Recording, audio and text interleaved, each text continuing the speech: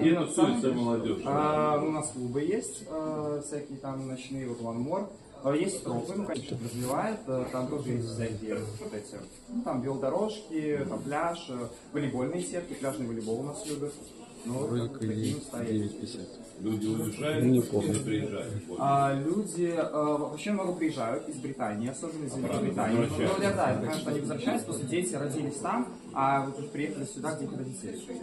И из Британии, из Германии приезжают, из Израиля.